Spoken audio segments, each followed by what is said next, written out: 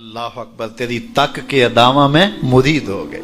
उस बूढ़ी औरत का किस्सा भी आप नहीं भूल सकते, जो घर का सामान बांध के अपने दरवाजे पे बैठी हुई थी और उसने सुना था मक्के में एक जादूगर आया है, जिसे मिलता है उसका दीन छीन लेता है। कहीं ऐसा ना हो कि कहीं उससे मुलाकात हो जाए और वो दीन ही मेरा छीन ले, मुझे शहर छोड़ देना चाहिए। घर के थड़े के ऊपर सामान बांध के बैठी है, हुजूर भी गुजरे। उसने देखा तो कहा, भतीजे ये सामान मेरे सर पे रख दे। हुजूर ने सामान उठाया, देखा तो बोझल था, वजनी था, और बुढ़िया को देखा तो कमजोर थी। तो कहा कि बुढ़िया अगर चाहो तो जहां चाहती हो मैं खुद न छोड़ा। उसने कहा इससे बड़ी मेहरबानी क्या होगी। हुजूर ने सामान उठाया हुआ है और बुढ़िया से बातें भी करते जा रहे हैं। तो बुढ़िया को कहा क्यों जा रही है। उसने कहा कि सुना है यहाँ एक जादूगर है जो लोगों का धर्म लूट लेता है, लोगों का दीन लूट लेता है। मैंने सारी जिंदगी बुतों से वफा की है, मेरे अब्बा अजदाद ने बुतों से वफा की है। मैं चाहती हूँ दीन अजदाद हाथ से छूट न जाए, आखिर शहर में रहती हूँ कहीं मिल न जाए। खैर हुजूर ने कुछ नहीं कहा, उसका सामान नहीं फेंक दिया कि ठीक है तुम फिर जाओ। सामान उसका उठाया और जहां तक उसने जाना था सामान पहुंचाया। सामान सुपुर्द करके वापस पलटने लगे तो उसने कहा बच्चे अपना नाम तो बता दे, लोग कहेंगे कि मक्का छोड़ आई हो तो बताऊंगी एक जादूगर के दुख से छोड़ आई हूं। तो वो कितना बुरा भला कहेंगे शहर मक्का को कि जिस मक्का से लोग नकले मकानी करने पे मजबूर हो गए।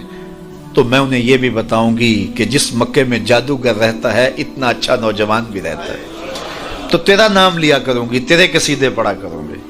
तो हुजूर अलैहिस्सलाम मुस्करा पड़े, कहा बुढ़िया जिस जादूगर से भाग के आई है वो तेरे सामने खड़ा। उसने कहा सच से आप ही मोहम्मद हैं। हुजूर ने फरमाया नाम मेरा यही है। तो उसने कहा फिर आपका जादू मेरे पे चल गया है। अल्लाह अकबर, तेरी तक के अदामा में मुरीद हो गए। लोगों की खिदमत करें, बूढ़ों के काम आए, दुखियों के काम आए, मुसीबत ज़दा के काम आए। हुजूर यतीम हो के यतीम परवर थे, लाचारों की मदद करते, लोगों के घरों में पानी भर के दे देते और दुखियों के काम आ जाते और मुसीबत ज़दों के काम आ जाते।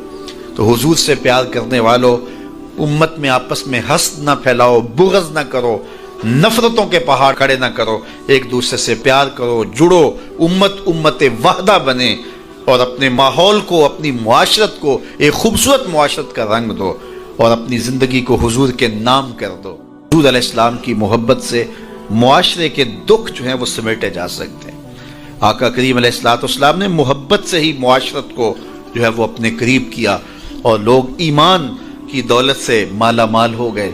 वो एक बच्चा आया ना अपनी माँ के लिए लिबास लेने के लिए, और पहले वो गया अपने चचा के पास, उसकी माँ बेवा थी और उसका लिबास फट गया था और वो अपने चचा के पास गया तो उसने दुत्कार दिया। माँ ने उसको रोका था बेटा ना जाना, लेकिन उसने कहा कि तेरे बदन के ऊपर जो लिबास है वो भी फट गया और जगह जगह से जिस्म झलक रहा है, तो मैं अपने चचा से आपके लिए लिबास लेके आता हूँ।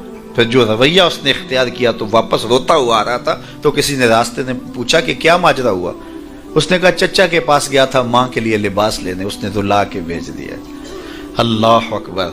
तो उसने कहा कि जा सेने हरम में मोहम्मद नाम का एक शख्स बैठा हुआ है, अगर तू अपना दुखड़ा उसके सामने पेश करे तो वो उम्मीद है तुम्हें रद्द नहीं करेंगे, लेकिन सुन ले उनका दीन कोई और है।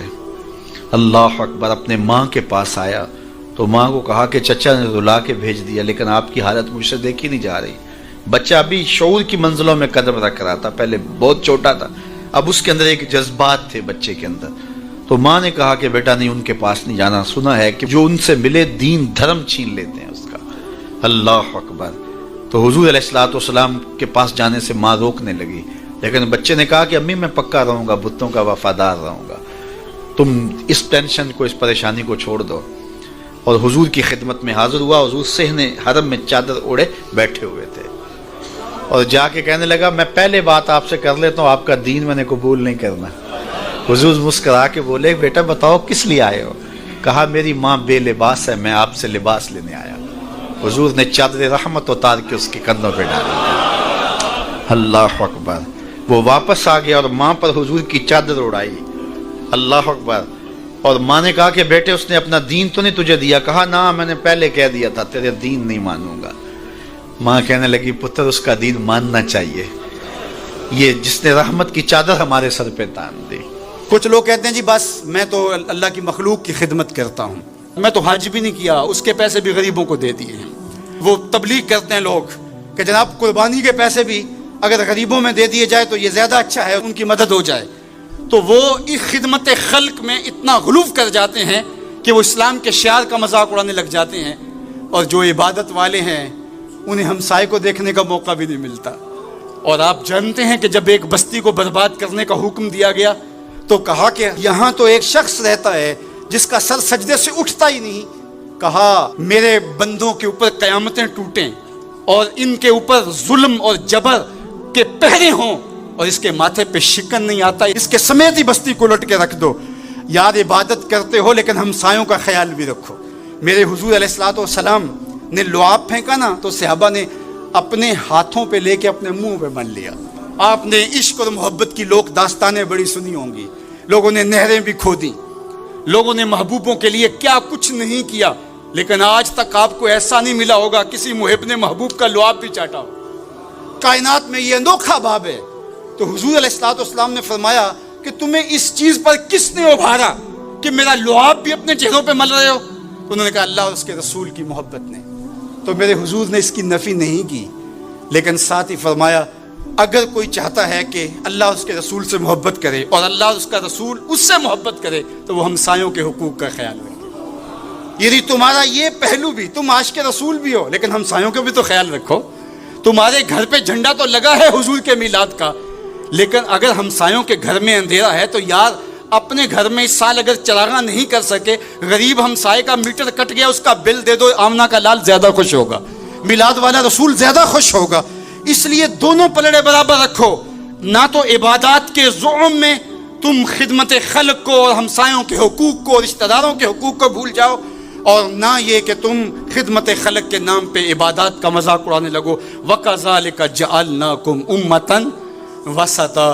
ادارت المصطفیٰ دونوں بازوؤں کے ساتھ اڑنے کی فکر رکھتا ہے، اور امت وسط کے مزاج کو لوگوں میں راسخ کرنا شروع ہوتا ہے۔ ظاہر ہے جب کبھی اس بازو پہ زور پڑے تو کبھی اس بازو پہ زور پڑے تو بازو جھکنے لگتے ہیں، تو میرا اللہ مدد کرتا ہے، نصرت دیتا ہے۔ تو کبھی ہمارے کسی بازو پہ فتویٰ بھی آ کے جو ہے وہ زور ڈالتا ہے، کبھی کسی فتوے کا میزائل لگتا ہے، لیکن ہم تو بلے شاہ کی بولی میں کہتے ہیں بلے آلو کی تینوں کافر کافر آکھن تو آہو آہو آکھ۔ ہمارا کام الجھنا تھوڑا ہے، ہم نے تو آگے بڑھتے ہی چلے جانا ہے، اور ہماری منزل تو مدینہ ہے، ہم نے تو اس کی طرف عازم سفر رہنا ہے۔ ادارت المصطفیٰ ایک فکر کا نام ہے، اور وہ فکر جو مدینے کی ضیاؤں سے پھوٹتی ہے، گنبد خضرا کے جمال کی روشنی ہے، اور وہ مصطفی نہیں ہو سکتا جس کے دونوں بازو میں سے ایک بازو شل ہو۔ حضور کی امت سے جس کو پیار نہیں ہے، حضور کی امت سے جس کو محبت نہیں ہے، حضور